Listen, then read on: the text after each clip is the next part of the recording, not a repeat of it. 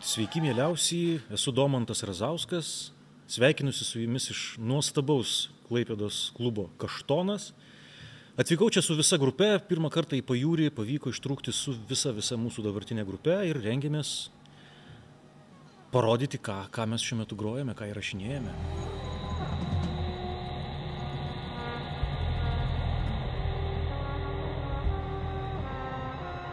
Eilinių kolaboracinių projektų mūsų atveju nebūna. Visus kažkaip labai gražiai mus suvedė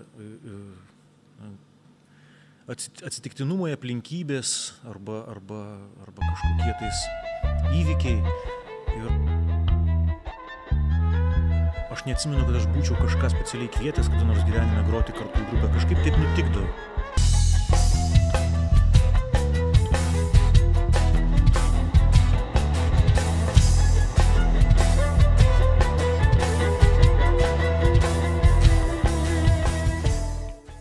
Iš daugybės bičiulių ir draugų girdėjau labai daug gerų atsiliepimų apie klubą Kaštonas ir Vilniuje daug kas ir seniai žino Nidos Kaštoną, bet galbūt mažiau kas dar žinojo, kad čia gyvuoja ir Klaipėdoje Kaštonas ir kiek teko kalbėtis su bičiuliais, kolegomis, muzikantais, visi rekomendavo. O Klaipėdoje šiaip yra pakankamai tokia sudėtinga situacija su atvykstamaisiais koncertais, kai reikia atsivežti visą grupę, kurios, patys manot, ir su įgarsinimu atsiranda visokiausių rūpesčių ir vien benzino kaštai daugam iškelia tokius, susiema už galvų ir sako, ne, gal galite geriau akustiškai ir vienas.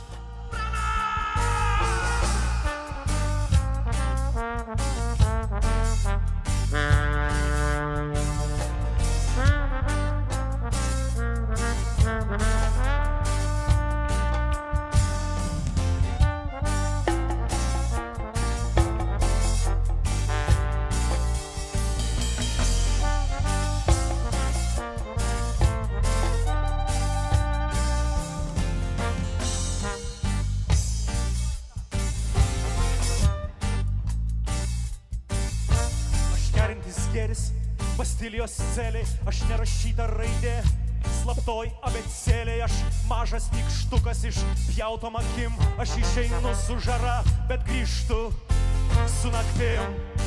Mes daug koncertavome, daug kas mėnesį, kartais po 4-5 koncertus į mėnesį, kartais su pauzėmis Lietuvoje, Danijoje. O viešpatį, dabar aš visko neprisiminsiu, bet buvo labai daug koncertų ir tokia tam tikra programa susigulėjo iš esmės, mūsų visų 5 susigrota, Rokui begarsinant, susigrojom ją ir norisi tiesiog dabar visą tai, kad kol dar tai karšta, kol dar mes tuo kvėpuojame, įlysti į studiją ir tai kažkaip užfiksuoti. Ko jūs tylite, gal jūs kurčias, gal jums reikia gerai per sprandą, ką tai reiškia, mes jį prarandam. Ir tie du lygintuvai iš kurčia, ko jūs mylite, gal jūs kurčias, gal jums reikia gerai per sprandą.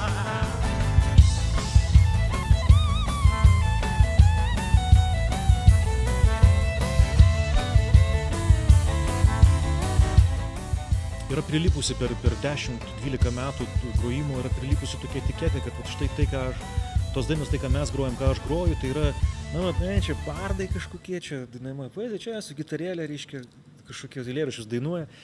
Ir taip norisi, kažkaip bent kažkiek prisidėti prie tos etiketės nuklijavimo, perlipinimo, kad nėra viskas taip paprasta. Negalima taip labai aiškiai nubrėžti ribų ir suskirstyti, nes jeigu mes sakysim, kad dainuojamoji poezija yra tik tai tie, kurie dainuoja poeziją, tai poeziją dainuoja viešpatį, ir Antis dainuoja poeziją, ir Skylė dainuoja poeziją. Ir joba, kad aš nedainuoju poezijos, aš dainuoju savo tekstus.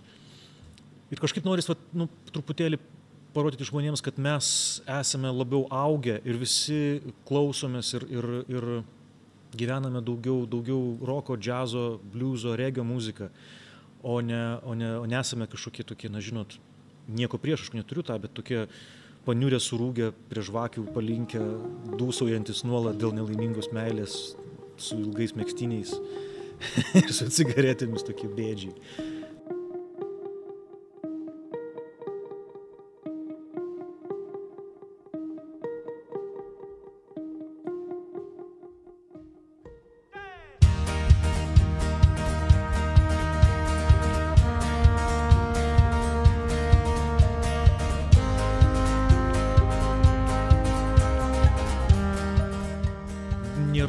laiko, kuris būtų prastas kūrybai. Nėra prastos vietos, nėra prasto laiko.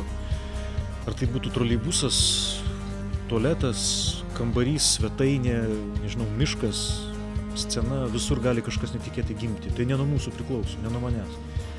Aš nevaldau to, kas per mane pereina. Kartais taip nutveskia ir kerta ir, tai gali nuvykti bet kur. Meluočiau, jeigu sakyčiau, kad tai man reikia kažkokios ramybės arba triukšmo arba kažko. Tik tada kažkas gali gimti. Ne, bet kada. Vat. O būna, kai saulė nušvinta, ateina kažkas pažiūrėti. Ar saugiesi užrakinta, išrašyta ar palikti stebėti.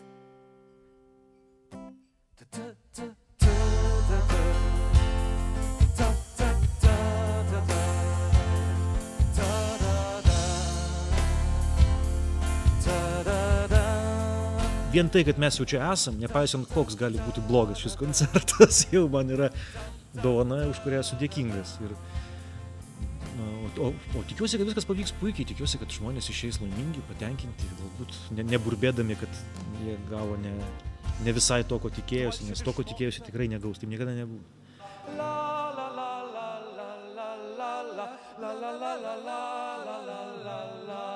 La